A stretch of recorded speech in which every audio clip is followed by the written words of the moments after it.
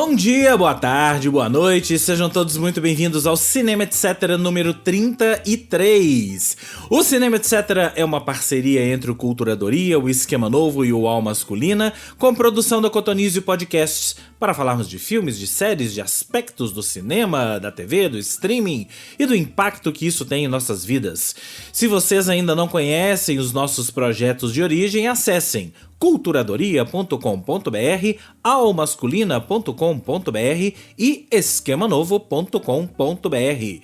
E para vocês serem avisados dos próximos episódios, sigam o Cinema Etc. na sua plataforma de podcast predileta e fiquem atentos às atualizações. Sigam também o Cinema Etc. nas redes sociais, @podcast Cinema Etc. no Instagram e no Facebook. Além de mim, Rodrigo James, a escalação de hoje e de sempre do Cinema Etc. conta com Carolina Braga. Satisfação, meus queridos amigos. Fernanda Ribeiro. Satisfação, meus queridos amigos e amigas. E Paulo Azevedo. Este encontro é um bálsamo em minha alma nesse momento, gente. É apenas isso. Portugal tá pegando fogo, gente. Portugal tá pegando fogo! Devolve nosso ouro! Devolve nosso ouro! Agora estou cá no Algarve, gente, a explorar novas... tentando achar aqui onde tá o pau-brasil, onde tá o marfim, onde estão as coisas, né? Pra ver se a gente traz de volta pra nós aí. Devolve! Isso, põe na mala, na volta, né? Põe na mala. Põe na mala. Gente, hoje vamos falar sobre a minissérie The Staircase, ou A Escada, que está na HBO ou HBO Max. Mas antes da gente falar sobre a minissérie propriamente dita, da HBO, as nossas conversas no WhatsApp do Cinema Etc. são sempre assim: gente, o que nós vamos ver? Gente, eu não tenho tempo pra ver. Nossa, não dá tempo. Nossa, eu não consigo. Vi um episódio, não vi, tá difícil demais. Aí eu comecei a pensar sobre isso e perguntar pra vocês. Eu sei que a resposta vai ser meio óbvia, mas vale a pena a gente falar um pouquinho. Vocês também estão com pouco tempo pra assistir as coisas, como eu? Eu estou com muito pouco tempo, mas curiosamente essa série, por um milagre divino, eu não sei o que é, vamos conversar sobre isso, eu consegui maratonar. Eu estou com muito pouco tempo, já há um bom tempo, estou dormindo cedo, inclusive isso me limita profundamente, né, porque eu estou acordando muito cedo. Mas, então o que está acontecendo? Não está rolando de ver 20 milhões de séries, de filmes, perder o meu precioso tempo em... Então, esta série especificamente me despertou uma curiosidade muito grande. Não acabei, comecei, tenho certeza que continuarei. Porque, de fato, ela foi uma escolha que não me fez dormir. Ah, importante, né? Importante. E você, Paulo Azevedo, nos intervalos das filmagens que você assiste as coisas, como é que é? Olha, gente, no intervalo das filmagens, para o pessoal de casa que está ouvindo a gente, as filmagens duram 12 horas. Aqui em Portugal duram 11. Até a carrinha, né, que é a van, te levar da locação, te trazer no hotel, você tirar maquiagem, figurino, já para base de umas 2 horas a mais aí no pacote. A janta coletiva, o banho, aí já acabou. Aí é o tempo de ver, assim, um The Office 20 minutos, assim, que você já viu antes, vai ver de novo. Agora, essa semana, a jornada aqui tá de 7 horas, uma locação próxima. Aí deu pra encarar A Morte na Escadaria, como é dito aqui. Ah, é assim? A Morte na Escadaria. Mas, Paulo, você tá falando uma coisa, e James, eu acho que inclusive a gente pode fazer um próximo episódio falando disso. Tem muita gente falando tal do conteúdo de conforto, né? Ah, conteúdo de conforto. Boa. É exatamente isso. The Office de 20 minutos que você já viu 1 milhão de vezes. Friends, que você já viu 350 minutos. Porque a gente não tá tão cansado que a gente não tá conseguindo. Eu acho que tem meio que um sintoma mesmo. De tão cansado que a gente tá vendo coisas repetidas ou reboot daquilo, porque tem uma exaustão aí no mundo. Inclusive, na dica final, eu vou trazer meu conteúdo de conforto aqui, que eu já tô fazendo a campanha aqui no Cinema Etc. para ser um próximo episódio. Então, aguardem. Mas primeiro vamos falar de como é A Morte na Escadaria. A Morte na Escadaria. Ou A Escada, ou o título original, The Staircase, que tá ali na HBO, ou HBO Max. HBO. Favor não confundirem com a outra minissérie que tem o mesmo nome, The Staircase, que está na Netflix. Por que não confundirem? Porque a minissérie da Netflix é a minissérie reality, é a minissérie documental original na qual foi baseada esta outra série, The Staircase, que tem aí encabeçando o elenco Colin Firth e Toni Collette. Amo os dois também. Amo os dois. É uma conta de luxo, né, gente? De Juliette Binoche. Vamos Juliette combinar. Binoche. Gente, maravilhosa, né? Com aquele cabelão branco. Poderosíssima, né, gente? Como ela tá bonita, né? Tá bom, achei também. Eu falei, Como ela tá bonita. Ô, gente, eu já vou fazer minha aposta aqui, tá? Eu acho que o Colin Firth e a Toni Collette já vão ganhar uns prêmios aí de séries da... Eu tô apostando nisso também. Vale dizer que a série é criada e produzida e também dirigiu alguns episódios por Antônio Campos, que aqui popularmente no Brasil vem a ser o filho de Lucas Mendes, não é? Antônio Campos, que já é diretor, já tem vários filmes no currículo, e agora séries também, agora tá aí encabeçando A Escada. A história de A Escada é uma daquelas séries baseadas em crimes reais, true crime. Kathleen Peterson, que é o papel da Toni Collette, foi encontrada morta no final das escadas da própria casa que ela dividia com o marido na Carolina do Norte, nos Estados Unidos. Quem é o marido? Michael Peterson, papel do Colin Firth, que era conhecido por escrever livros sobre sua experiência na Guerra do Vietnã e por ser colunista de um jornal na cidade de Durham. E ele ligou para a emergência dizendo: minha esposa sofreu um acidente, ela ainda está respirando, ela caiu das escadas. E aí começa a história de...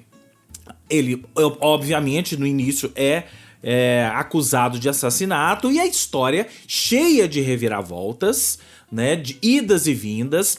Nesse paralelo, quando eles começam a investigar a história, eles recebem um convite de um documentarista francês que queria ir para os Estados Unidos para fazer um documentário sobre o sistema de justiça norte-americano e queria pegar esse caso para acompanhar e ver como é que a história funcionava. A verdade é que esse caso tem tantas idas e vindas que o documentarista queria fazer um filme. No final das contas virou uma série com, acho que são 13 episódios que tá na Netflix. 13 episódios. Com muitas idas e vindas, mais de uma temporada. Por quê? Porque a história foi perdurando ao longo dos anos, exatamente porque a justiça americana ia e voltava e surgiam novas provas e tal. Eu não tô querendo entrar muito aqui em detalhes, até porque eu, particularmente, fiz uma coisa que não li nada sobre o caso, não assisti a série da Netflix, a série documental, porque eu quero primeiro ver o final dessa história nessa série da HBO, porque a gente tá gravando isso aqui. Nós vimos quantos episódios até agora? 7 episódios, né? São 9, faltam 2 episódios. 8. São 8, então falta 1. Então tá, então falta um. Falta um episódio pra acabar. A gente tem que tomar bem cuidado quando é essas séries e filmes de mistério, né? Principalmente de casos verdadeiros que tem um desfecho, pra gente não contar aí. Mas aí ficou a minha outra pergunta. Série baseada em caso real, que tem um documentário sobre isso. Muita gente soube dessa história agora. Eu estou tomando esse cuidado. Eu não li o final, não sei o que aconteceu com Michael Peterson. Eu fiquei sabendo que existia essa história agora. Gente, mas o final a gente já sabe. Eles contam no primeiro capítulo. Isso que eu acho interessante. Que a série, ela vai no meio, assim. O processo é que é interessante. Porque no primeiro episódio... Não sei, desculpe se for um spoiler, mas no primeiro episódio a gente sabe que o cara foi condenado e que ele foi absolvido. No primeiro. Aí você fala assim, meu Deus, mas o que aconteceu nesse meio termo aí que o cara foi condenado, depois ele foi absolvido? E anos se passam, é um intervalo, né? É uma janela muito grande. É muito grande. De tempo. E eu acho que isso que me fisgou. Eu tô me sentindo censurado. Tudo que eu anotei pra falar da série até aqui é spoiler. Então fala. Vai lá. Fala. Não, gente, fala. assim, eu acho que assim, a primeira coisa que eu queria ressaltar é que qualquer coisa com Juliette Binoche, Colin Firth e Toni Collette vale o ingresso. Assim, emenda totalmente com o que a gente falou no último episódio aqui. Se você não ouviu, vai lá. Que é amadurecimento dos atores, um amadurecer diante do espectador, com excelência, com desbunde, é um deleite ver esses atores em cena. Assim, eu acho um escândalo as cenas da Juliette Binoche, assim, que ela passa de uma mera coadjuvante a uma protagonista a partir de determinados episódios.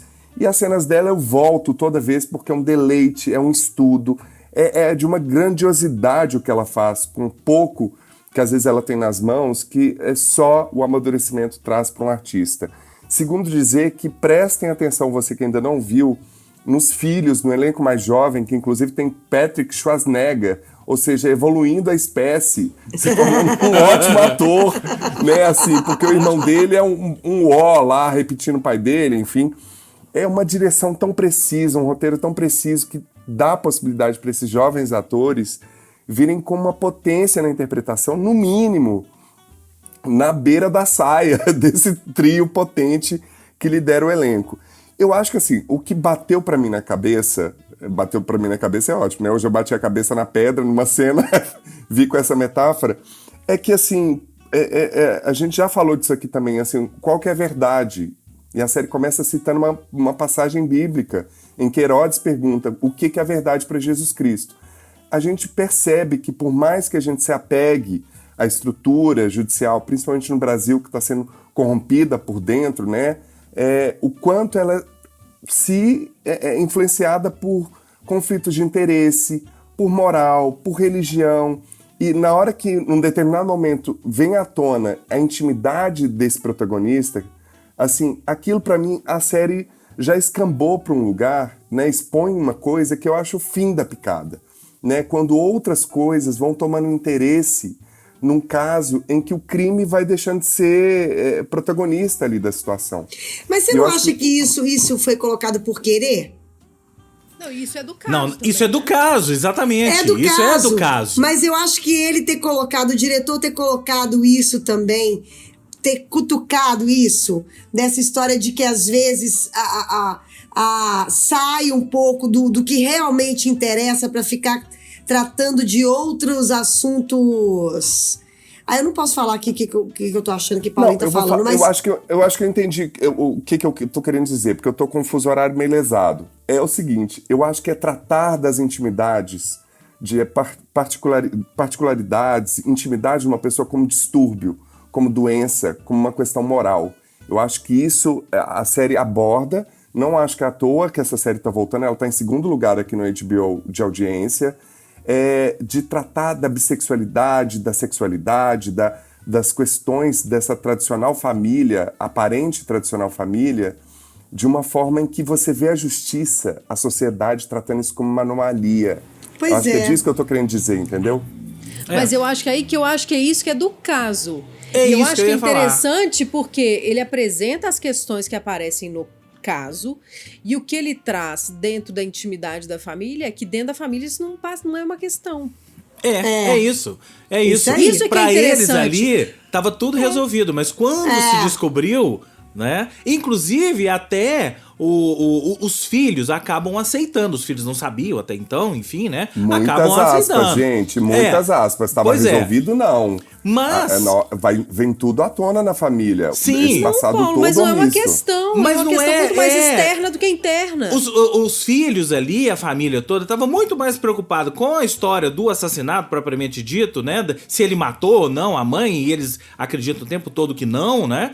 E menos aquela outra filha, né? Que vai pro outro lado. Mas Eu acho que essa história da bissexualidade dele, isso é colocado muito mais, e aí é que eu acho que é o ponto da série, no sistema judicial americano. São os advogados, os promotores que pegam isso e colocam lá pra tentar dar um outro olhar, tentar fazer com que os jurados ali tenha um outro olhar pra ele, pra aquele personagem, Michael Peterson, que não é aquele olhar que estava sendo posto lá no início. E aquela outra história dele, que aí realmente eu acho que é uma grande cagada dele mentir sobre a tal medalha no Vietnã, isso tudo são elementos que vão sendo colocados pela justiça, no caso a acusação, pra minar o personagem e condenar o cara. E aí é que é o ponto da série, e depois que eu terminar essa série, eu quero assistir a documental de Starcase, que eu quero ver qual foi o olhar, até porque é um olhar francês. É um olhar de um documentarista francês sobre o sistema judicial americano. Como é que essas coisas foram colocadas ali nessa série? Mas tem uma coisa também, que quando eles apresentam as provas para as irmãs da mulher... As fotos ali, e tudo, né? As fotos ali, elas mudam Isso que Paulinho tá falando é verdade. Elas mudam... Ali não interessa o que ele é. Interessa o que elas viram ali e elas já julgaram ali aquelas fotos dele, né? Que eles pegaram no computador dele, sobre a bissexualidade dele. Elas já julgaram ele ali. Eu não concordo que o problema é externo, não, gente. Os filhos ficam super impactados. Isso reverbera na relação dentro da família. Tanto é que aparece num determinado momento uma parente das meninas que é super religiosa ali dentro. A sexualidade ainda é um tabu. E isso influencia o julgamento de um júri dentro de uma sociedade, Tanto é sabe? que a primeira influência foram das irmãs. Sim, As irmãs, quando elas foram apresentadas a essas provas, não é dele matando ela, não é dele nada com ela, brigando ou batendo. Não. É a bissexualidade dele. Ali, elas já fizeram um pré-julgamento de que ele poderia ser o assassino, que ele estava mentindo. Mas eu não acho que essa seja uma coisa que o diretor explora, e eu acho que isso é uma característica do caso. E é um retrato da sociedade, sabe? Eu não acho que seja uma coisa que o diretor, ele explora demais esse negócio. Não, eu não acho, não. Eu acho que isso é uma coisa do caso. Sim, total. Agora, eu queria levantar uma coisa aqui rapidinho. Diga. Gente, pra mim é muito assustador ver o custo dos cofres públicos com um caso como esse.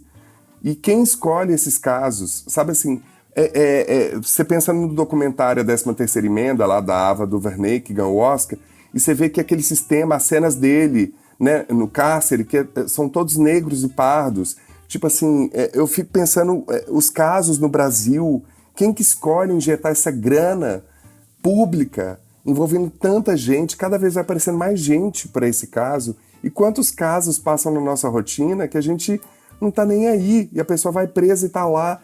Tem um dado aí que não sei quantas pessoas estão presas no Brasil sem julgamento há anos, sabe? Assim, eu fiquei pensando nisso, assim, a série me despertou muito isso, assim, do choque de ver o dinheiro injetado em determinados casos.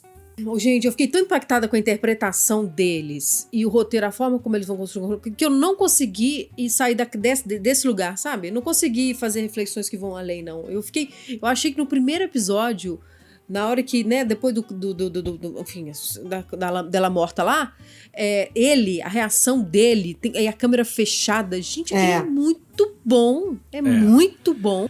Mas isso que você tá falando, Paulinho, eu me pego pensando às vezes também, é aquela história de por que um caso tem repercussão, por que outro não? Por que um dá mídia e outro não? Porque como esse caso do Michael e da Elizabeth, tem Kathleen, né? Na verdade, Kathleen, falei Elizabeth, mas é Kathleen.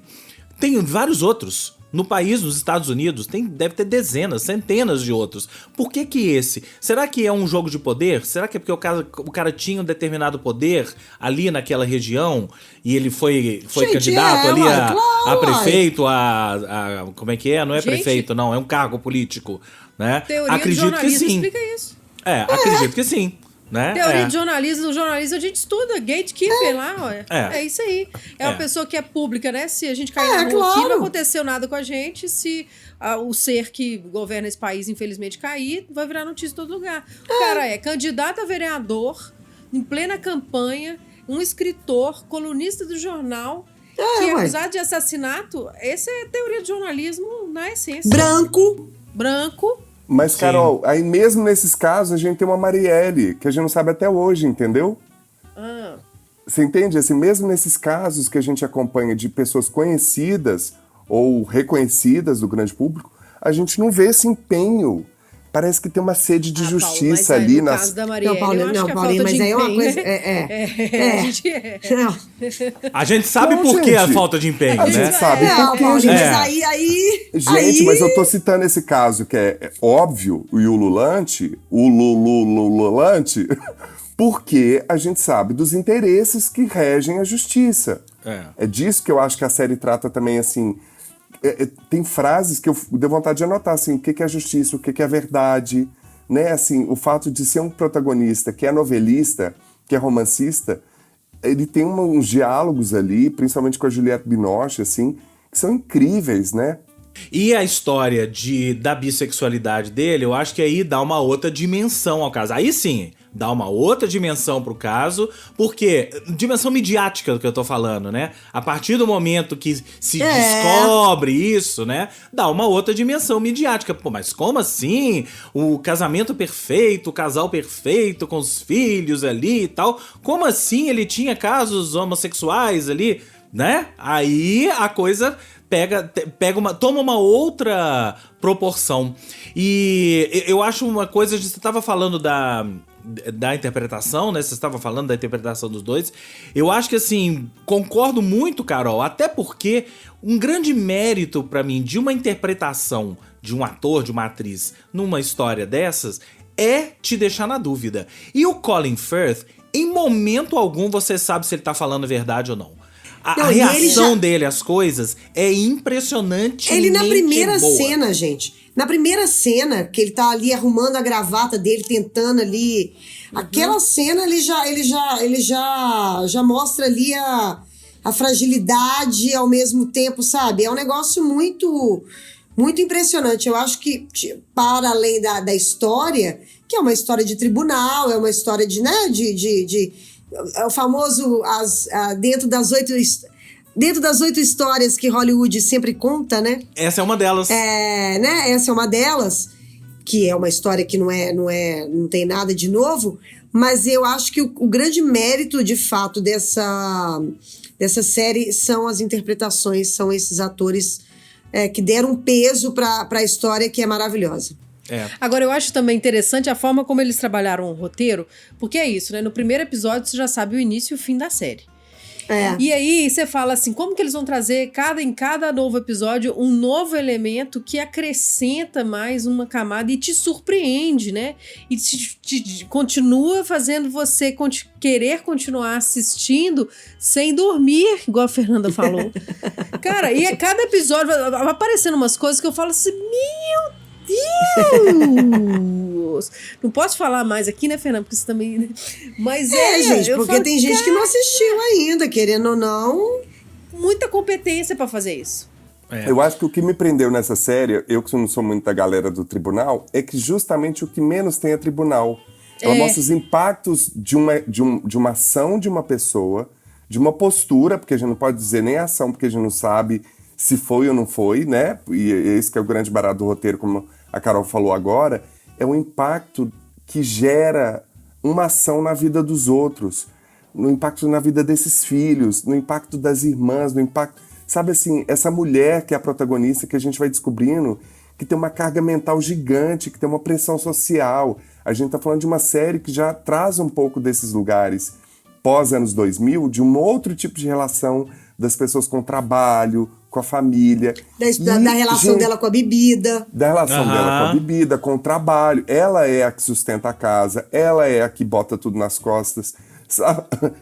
Eu acho que isso, pra mim, foi muito interessante, inclusive ver a relação pai-filho completamente adoecida, sabe? Assim, esses filhos que vão sendo, né, você vai descobrindo que alguns são adotados, outros, você vai tentando entender essa família pentacular, assim, né, tentacular, que é tipo filho de um outro casamento anterior. Isso é super contemporâneo. Acho um super mérito dessa história. Acho 2 méritos. Um é esse que você falou, na primeira cena ali, acho que o primeiro jantar, né? Tem aquele monte de filho ali, você não sabe quem é quem. E aos poucos você vai entendendo e fazendo as conexões. E eu acho isso um puta mérito de um roteiro bem feito, né? Você não fica confuso.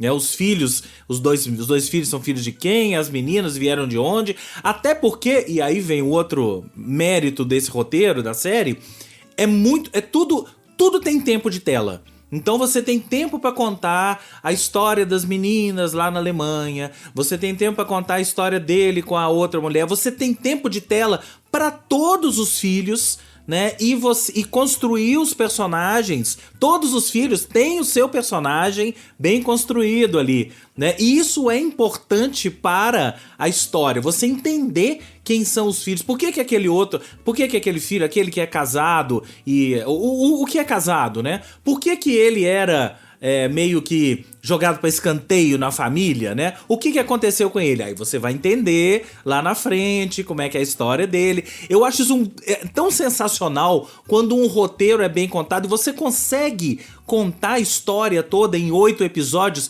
sem aparar arestas. Mal comparando aqui, eu acabei de ver a 4ª temporada de Stranger Things, né? Que cada episódio tem 1h30, né? Eu acho que assim, dava pra fazer pela metade, gente. Tem coisas ali que você não precisava, você podia reduzir alguns arcos pela metade, né? Não tinha muita necessidade de ter ali 7 episódios de 1h30. Você consegue contar as histórias num tempo bem definido. Eu que sou um crítico, às vezes, desse formato de séries, né? 8 episódios, quando dá pra contar em 2 horas, eu acho que essa série tá muito bem contada ali em 7, 8 episódios. Não, eu acho legal, assim, quando ele joga com a gente também, né, gente? Assim, nas reconstituições, do primeiro episódio que tem a cena do crime, que eu falo, gente, mas uma mulher caiu na escada, tem tanto sangue, como é que foi? Como é que não? Esse cara matou, realmente ele matou Isso. ela. Né? E aí, depois ele vai desconstruindo, e aí você pensa uma coisa, depois você tá pensando outra coisa. Depois ele desconstrói de novo. Desconstrói de novo. Aí depois aparecem teorias mirabolantes, você fala, nossa, faz muito sentido isso. E aí não tem nada a ver, bom. Né? É muito bom. Agora, não, gente, já começa na autópsia, né? Sim, que a mulher sim. na autópsia, ela fala uma coisa e a galera fala outra. Na autópsia ela já né? dá, na autópsia ela já dá margem para qualquer interpretação. Aham. Eu li muitas matérias, gente, principalmente aqui em Portugal, da galera choquita com as cenas do crime. Com a reconstituição. Possíveis. E eu realmente fiquei muito impactado, assim. Eu achei que alguma delas eu, tipo, assisti de meio olho, sabe? Tipo, não sei se eu tava preparado para aquilo naquele horário. Assim, porque tem uma violência muito exposta. Muito, muito exposta, sabe? Assim, para você que tá nos ouvindo, se prepare. Quando ela for pra escada, você vê se você vai assistir ou não. Veja como é que tá o seu psicológico naquele momento, Exato. né? Bom, essa série tá agradando não só a gente, tá agradando geral. No Rotten Tomatoes ela tem 93% de aprovação da crítica. No Letterboxd 3.1 e no Metacritic 80. Ela caiu no gosto mesmo e nossa amiga Mariana Peixoto, inclusive, só fala disso nesses dias, né? Fica me mandando mensagem. Você viu o último episódio, né? O que você acha? E liga pra contar. Eu acho que foi isso, eu acho que foi aquilo, né? Ela recomendou, inclusive, a gente assistir a série documental. Ela já viu vários episódios, diz ela que não interfere uma coisa a outra, mas eu vou esperar, não é isso? Eu também vou esperar, gente. Eu participei pouco dessa edição, porque eu só vi o primeiro capítulo. Então você vai... Eu tô doida pra essa conversa acabar, porque eu vou ver o segundo agora. Então manda ver, né? A série vai... Quando você estiver ouvindo esse episódio... Eu vou te falar o meu preferido é o do vizinho. Não vou falar mais nada. O episódio do vizinho, né? O episódio do vizinho. Peraí, gente, o episódio do vizinho, assim eu não consigo raciocinar, não. Depois você vai ter que mandar aqui no WhatsApp. Depois a gente... Que o Larry chama a personagem lá pra contar uma coisa. Da Juliette Binoche. Dá um É, passeiozinho esse. na Esse. floresta. É, passeiozinho na floresta. Pra mim, uma cena que eu aplaudi de pé foi quando um dos convidados a depor expõe uma lista com todos os homens de bem da roça americana. Isso. Ali eu aplaudi de pé, eu falei assim, é mesmo? Você quer pegar o criminoso? Eu vou te dar aqui uma lista de todos envolvidos. É, muito bem. Então é isso, quando você estiver ouvindo esse episódio, pode ser que a série já tenha acabado, né? Falta um episódio, enfim, nós estamos aqui na expectativa para esse último episódio que vem essa semana, né? Acho que é sexta-feira que esse episódio, quinta, né? Então quando esse episódio for ao ar, já teremos o último episódio. E aí conta pra gente o que você tá achando, o que você achou de The Staircase, você viu a série original da Netflix, se você não viu, e se você acha que Michael Peterson é culpado ou inocente. E eu vou lançar umas perguntinhas lá nos comentários do post, porque eu tô com algumas dúvidas. Isso, lance. Mas antes da gente ir embora, lá no início a gente falou que ninguém tá com tempo de ver nada. Mas e aí? Vocês andaram vendo outras coisas além dessa série? Ou tentando, né? Ou tentando? Não, eu não. Eu tô tentando. Paulo Azevedo já disse que sim. Qual será a sua recomendação de hoje, Paulo Azevedo? Porque eu tô nessa campanha, gente. Me ajudem a fazer desta série que eu vou comentar agora um novo episódio deste podcast que vos fala. Gente, Our Flag Means Death é uma comédia que tá na HBO Max, divertidíssima, uma série inglesa, elenco sensacional, que pega a história de um burguês que tem um trauma de infância, que o sonho dele era ser pirata. Ele vai, abandona a família, monta um time de piratas. Gente, é um show de horrores, assim, porque é Só tudo por tão isso já deu vontade. patético, é tudo tão maravilhoso, uma direção de arte, um elenco extraordinário. E a série vai desconstruindo todos os estereótipos de masculinidade dos piratas construídos por Johnny Depp, que inclusive saiu o veredito, né, Fernanda? Saiu o veredito, gente. Deu pra ele, né? Deu pra ele. Muita polêmica, porque a galera... é isso, James, eu não estou vendo nada, mas eu vi. O julgamento. Eu acompanhei todo o julgamento de Johnny Depp e deu pra ele. O povo tá lá falando que muitas mulheres a favor dele. E é isso. Parece que deu ruim pra Amber. Mas... É isso. Johnny Então, Depp gente, já abriu sua conta no TikTok, inclusive, né? Depois do veredito. Abriu sua conta no TikTok, 3 milhões e 500 mil pessoas já de cara. E fiquei sabendo que ele gastou $300 mil na noite de comemoração de sua liberdade. E é isso. E toca o barco, né? Tudo isso porque Our Flag Means Death. Gente, tem o Taika Waititi, que é do Jojo Rabbit. E, gente, os piratas são muito mais divertidos se são sensíveis, humanos e patéticos. Tá bom? E, ó, dei a dica no meio aqui, 13ª emenda da Ava DuVernay, que ganhou o Oscar, que fala do sistema carcerário americano. É uma boa pedida, se você tá com uma horinha a mais aí, pra entender um pouco do contexto da justiça americana. Imagina a nossa. Se você tá com uma horinha a mais, conta pra gente como é que você tá conseguindo. Tipo isso. Ô, gente, eu comecei a ver a segunda temporada de Hacks. Que eu gostei da primeira temporada, falei aqui, depois até fiquei surpresa com os prêmios que a série ganhou. Eu acho que as atrizes são ótimas, mas essa segunda temporada não tá me pegando, sabe, gente? Aquele negócio, tipo de série que talvez tem... Que talvez serve só pra você falar aqui, né, Carol? Não, pra ficar na primeira temporada, sabe? Pra ficar na primeira temporada. Mas o que não tá batendo no seu tambor, Carol? Eu amei a interpretação da atriz, que foi super premiada. Foi, mas a segunda temporada eu acho que tá faltando gancho no roteiro, entendeu? Eu vi 4 episódios, e 4 episódios até agora não teve nada que você fala assim, nossa, que justifique a segunda temporada. Tipo, assim, estão voltando com as personagens porque elas tiveram sucesso, dialogaram e tal. Sabe? Por que essa série voltou? Pra que essa série voltou? O roteiro não tá me pegando. Não tá tocando pra Savassi. Não tá tocando pra Savassi, tá em uma enrolação e vamos ver, vou continuar, né? Agora que comecei, eu termino. Aquilo que eu sempre falo. Quando eu não gosto, eu não perco meu tempo, não. Ah, mas eu quero ver onde é que vai chegar, porque até agora não chegou em lugar nenhum. Ah, Primeiro Carol. tem que sinalizar, Nós estamos sem tempo, filho. Nós estamos sem tempo. Não resolveu, sai fora. Não resolveu, sai fora. Isso aí. É verdade, isso é verdade. Aí eu estou assistindo, de tudo isso, gente, estou assistindo um monte de séries. Aliás, a temporada agora é a temporada de séries, né? Porque a temporada de filmes do cinema, poucos e não tem muita coisa que tá prestando, enfim. Agora estamos na temporada de séries. E tem muita coisa boa sendo veiculada e sendo exibida. Agora, a série mais legal que eu tô vendo nos últimos tempos, tô até olhando aqui, o 9º episódio essa semana, acho que é o último, ou talvez faltem mais um, enfim, é The Offer. The Offer é a série feita a partir das memórias do Al Ruddy. Quem era o Al Ruddy? O produtor de O Poderoso Chefão. Então, a série são as memórias dele de tudo que aconteceu nos bastidores das filmagens do Poderoso Chefão. Cada episódio dessa série, eu falo assim, não é possível, esse filme não foi feito, não tem condição. Como que eles saíram dessa? Porque mostra várias histórias a gente já sabia, como, por exemplo, a briga do roteirista, né, do Mário Puzo, com o Frank Sinatra, que eles se encontram no restaurante e saem de porrada, né? Porque a história toda de Poderoso Chefão é...